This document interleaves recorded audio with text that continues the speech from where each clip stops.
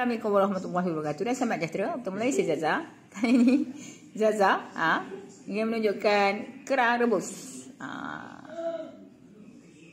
Karena setengah orang dia beli kerang mentah dan direbuskan. Kali ini kami hanya beli dah siap saja kerang rebus.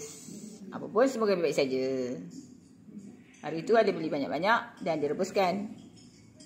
Dan kali ini beli dah siap saja. Di Thailand, iaitu restoran Tan Tam. Di Thailand lah. Pergi ke Thailand beli kerang.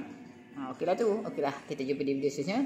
Jangan lupa subscribe, like, share, komen. YouTube kami dah 1.43k. Alhamdulillah. Dan sekiranya anda melihat beriklan, jangan langkah atau skip. Teruskan menonton. Terima kasih. Kita tak ada selalu.